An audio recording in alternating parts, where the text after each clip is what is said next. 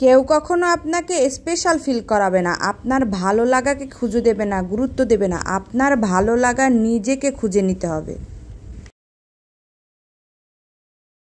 আসসালামু আলাইকুম মনুরা, আপনার কি ভালো লাগে ওইটা একটু খুঁজে বের করেন তো। কারণ এই দুনিয়ায় আপনার ভালো লাগাকে কেউ খুঁজে বের করে দেবে না, আর কেউ গুরুত্বও দেবে না। আপনার ভালো লাগাকে আপনারই খুঁজে বের করতে হবে, গুরুত্ব দিয়ে পূরণও করতে হবে।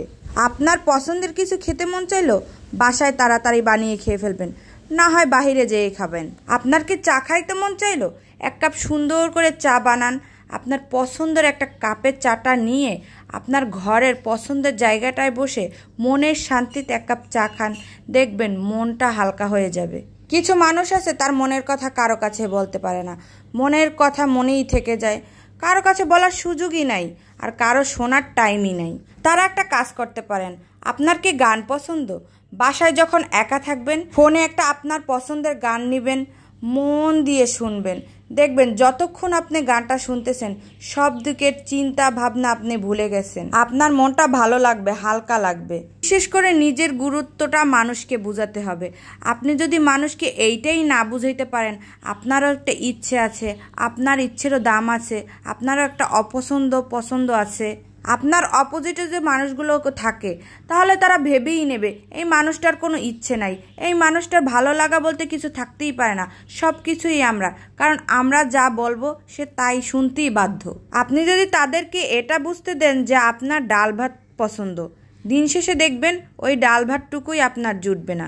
মানুষকে বোঝাতে হবে যে আপনার বিরিয়ানি পছন্দ, আপনার যে নিজের একটা পছন্দের উপরে হাই লেভেলে রাখতে হবে, তাহলে অন্তত আপনি ওই ডাল ভাতটুকু তো মিলবে। দুনিয়ায় সব মানুষ যে একরকম তা কিন্তু নয়। কিছু কিছু মানুষ আছে নিজের চাইতে অন্যের কথা ভাবে বেশি, তারাই শেষমেশ ঠকে বেশি। আমি নিজেও এমন ছিলাম, অন্যের কথা একসময় অনেক ভাবতাম, এখন একটু কমই ভাবি। কারণ দেখেছি যে আমি অন্যের কথা ভাবতে ভাবতে যে নিজের কথাই ভুলে গেছি, কিন্তু দিন শেষে আমি কি শূন্য, আমার সময় ফুরিয়ে যাচ্ছে। আমি মনে করতাম আমার ভালো লাগাগুলো পরেও তো বলা যাবে, কিন্তু এমনটা করতে করতে আমি দেখতে থাকলাম যে অন্য মানুষগুলো ভাবতে থাকে যে আমি একটা যন্ত্রের মতো, আমার ভালো লাগা বলতে কিছুই নেই। এখন আর আমি এমনটা নাই। আমার কোনো কিছু খেতে ইচ্ছে করছে, আমার ভালো লাগতেছে যে আমি একটা খাবো, আমি যখন তখন বানিয়ে খেয়ে ফেলি। আমার ঘুরতে যেতে ইচ্ছে করে, আমি যখন তখন ঘুরতে যাই। আমার শাড়ি পরতে ইচ্ছে করছে, আমি যখন তখন শাড়ি পরে বাসায় নিজের মতো করে থাকি, নিজের মতো সময় কাটাই। হ্যাঁ মনুরা, আমি এমনটাই। ভিডিওটা দেখার জন্য মনুরা ধন্যবাদ। সবাই ভালো থাকবেন, টাটা, বাই বাই, আল্লাহ হাফেজ।